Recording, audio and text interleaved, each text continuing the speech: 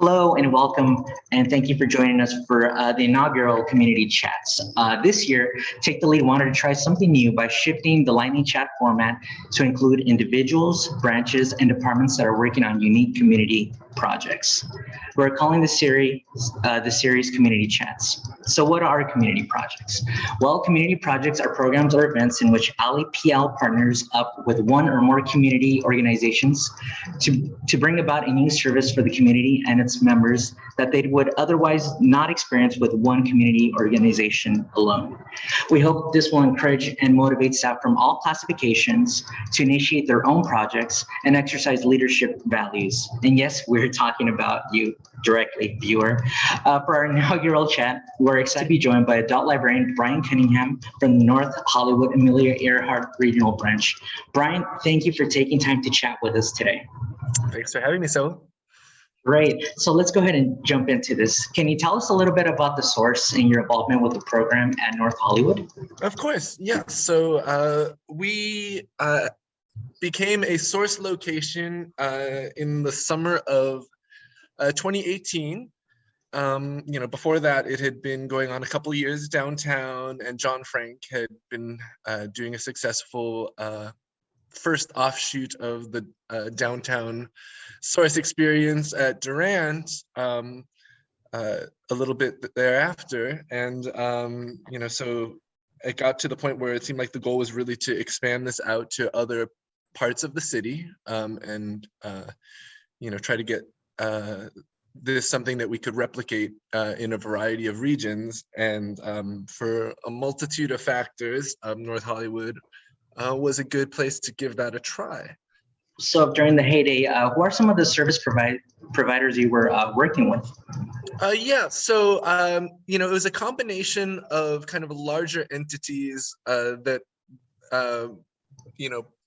system-wide partnerships that we had with DPSS, who of course handle Medi-Cal and CalFresh enrollments, LASA, and LA Family Housing, who deal with our housing issues, Department of Mental Health. So those were a few of our kind of big bread and butter providers. We also worked with the registrar recorder, who would be able to help with replacement birth certificates. And we would also have occasionally, there would, at least at the downtown source, they often had, ticket clinics, records expungement, things like that. It's really hard if you're not, if you don't have, your ID, you may need your birth certificate, all these different, kind of pieces of the puzzle. We were trying to, have a friendly space where people could, talk to a multitude of service providers about a variety of issues and hopefully solve a couple of things on the spot, or at least get into the pipeline.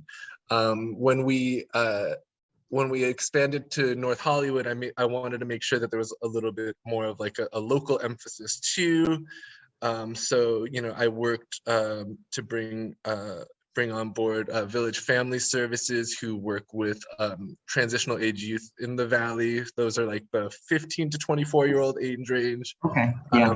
So especially, so they work on, assisting, folks experiencing homelessness who are on the younger end. And so, I had them out and built a relationship with them.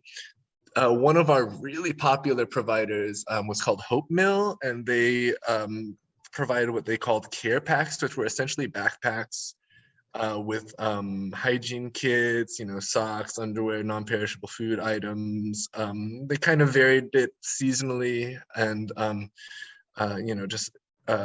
they were really nice backpacks. I mean, the other thing that was happening just as we were shutting down was I applied for what's called a neighborhood purposes grant, which is something where your neighborhood council can give you funds to work on some sort of community project. And I developed a good relationship with our neighborhood council. So plug, definitely get to know your neighborhood council, attend their meetings. And the NoHo Neighborhood Council even has a subcommittee on homelessness, which I had gone to. And And so they were able to give us some funds that will allow us to kind of put together our own hygiene kits. And so once we are able to relaunch the source, I'll have money for refreshments and things like that to help, sustain these events for a good while going forward. I feel like this gives me somewhat of a tool to, help people, and, even just the connections I've made in between the source events happening. I've been able to sustain and build relationships with organizations like Hope of the Valley, like NoHo Home Alliance, which is a 501c3 run out of the St. Matthew's Church, who are our neighbors down the way, about a mile away, who have these amazing drop-in clinics that are getting more and more robust with every passing month, as they have full-time housing navigators on board, and they offer charging and meals and clothing and showers and all that good stuff. So right now we have a gentleman, Matthew Castillo, from the Veterans Peer Advocacy Network, VPAN. I may be getting the A wrong, but it's something like that, VPAN. He's coming in one afternoon a week, and he's talked to a couple veterans already, which has been very nice. Trying to do things like that, trying to stay in touch with, all of my contacts, like, oh, hey, we've got this couple experiencing homelessness. They don't want to go to a winter shelter because they don't want to be separated. What do I do? And I feel like I have these people who can help guide me, because sometimes I don't always know the particulars of every situation in the way that folks who, are really more embedded in the intricacies of getting supportive housing. What I did want to ask you is, what made you want to get involved in organizing community projects? Do you have previous experience with other community groups? Yeah, I was working downtown at Central Library during the infancy of the source, and so while I definitely didn't play like a huge role. I helped out at the events, and I appreciated this, very direct attempt to, connect those experiencing homelessness and those who are low income and maybe on the brink of, really being able to get, a leg up, and hopefully, navigate them through some of the bureaucratic challenges that they sometimes face, and not have to take 3 different buses to go to a variety of different offices all over the city, and just kind of bring it all into one place. So for me, it just seemed like a natural fit. I also heard that you did a little bit of work with the Interact Theater Company. Can you tell us a little bit more about that? Yeah. So first, with the Interact Theater Company, that's a partnership that's actually ongoing. We're currently in our 2nd series with them. The first one was going to be, I believe, 10 decades of Pulitzer Prize winning plays, and we got through the decades up to about the 70s when the pandemic hit, and we never got to see like the 80s, 90s, aughts, etc. But then, we stayed in touch over the pandemic, and the director of the theater group, Barry Hines, in conjunction with Department of Cultural Affairs and LA Made, was able to put together a new concept, which was going to be Tony Award winning plays. And we are currently going into our 3rd of 6 months planned with that. And so far, the first 2 have been done entirely virtual, and each actor has been in their own home. A lot of cases, staff sees the finished product, right? When it's polished, when everything's going. But in a lot of cases, we don't get to hear about some of the issues that go on, like in the background, some of the self-doubts, things like that. Did you face any of those things along the way? And it seems like you talked a little bit about it right now, about rebuilding. But what are some of the things that you faced along the way? Yeah, there's that's always a concern. You worry about all sorts of things. You worry about turnout. Like somewhere along the way, I had to accept that some service providers would show up with all their materials and a smile on their face, and all their signage and their whatever their logo on a tablecloth that they'd throw over the table. But would they RSVP to say that they were coming? Not necessarily. And so sometimes, I would just be like, you know what? There's only so much I can do. I can't spend all day just, haranguing people. Right. I'm going to set up as many tables as we have at our disposal, and as many service providers as can make it, we'll make it. And Well, let me ask you this.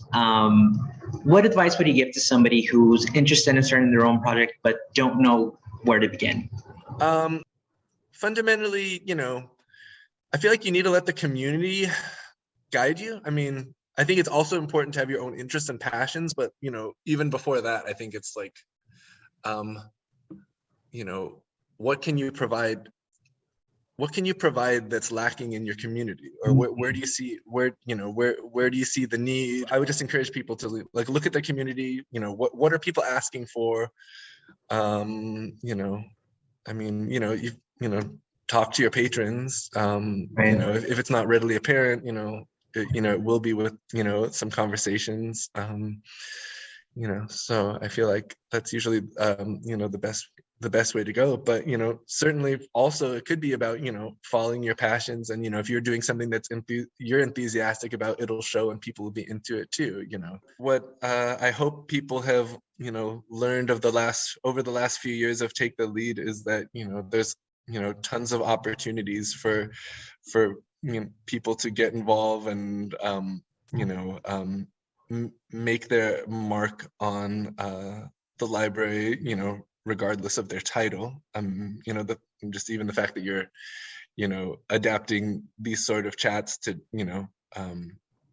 that can be for anybody regardless of classification, to just talk about Right. the things that they're doing is fantastic. The fact that this isn't someone in administration interviewing me, but someone who's an admin clerk interviewing me is awesome too. So to me, this hopefully should give people the idea that just go for it. I mean, obviously, there's chain of command still exists, but beyond that, get your supervisor's blessing and give whatever you believe is beneficial to your community a try. And if it doesn't work, it doesn't work. Not everything that I've tried has been a rousing success. Be open to just experimentation and kind of letting things fall into your lap too. I mean, right before the pandemic, a woman approached me about starting an open mic night, and I was like, let's go for it, and it was like immediately a success. We're doing it a couple times a month. Of course, I think it started in January of 2020 or maybe December of 2019, something like that. So it didn't last all that long before we shut down. But man, the few months that we did it were super fun, and the sign-up sheet would be filled, pretty early on. And the cool thing is we're bringing members of the community that I had never ever seen before. These weren't our regular patrons. These were just people who were becoming library patrons through just kind of out of the box kind of programming. I mean, I credit that idea though to Angie Britsky and her husband George Chen, who had done some really cool open mic programs at the Edendale branch when Angie was working over there. It's great. Keep an open mind, and more so, I think you said it perfectly. What is it that your community is missing that you could provide? Yeah. I think that's some great advice. Thank you, Brian. And I want to leave it with this. With your experience with the source and working with a lot of homeless patrons, do you have any advice or words of wisdom you'd like to share with staff who interact with homeless patrons in their branches? One thing that was developed that is immensely helpful is just having something that shows a list of the events in the area, like I was mentioning with St. Matthew's and NoHo Home Alliance, where people have a piece of paper that says the dates and times that they can go to this place. It's got the address, it's got the phone number. They know what services they can get, and there's a few other similar locations doing similar things slightly further away, and we have this 4-panel one 8x11, 8.5x11 sheet that, you know, kind of, I feel like distills a lot of information into, you know, something manageable and is hyper local, because sometimes I've seen things where these pamphlets are, you know, too immense, the print is tiny, people don't know where to go. But if you just hand them a very simple sheet, you know, with, you know, go here, they're there Monday, Wednesday, Friday, they're right down the street, you know, they're great people, get to know them. If you're comfortable, you know, getting on a first name basis with people, that goes a long way too. And just, you know, being aware of the opportunities around you, you know, your community partners, you know, a lot of these, you know, faith groups and 501c3s that have, you know, homeless outreach, you know, that's gonna go a long way in assisting folks. And if you're comfortable being the intermediary, then it's great. Great. Thank you so much, Brian, for all the advice. I really want to thank you for taking this time to talk with us about the source and about your experience.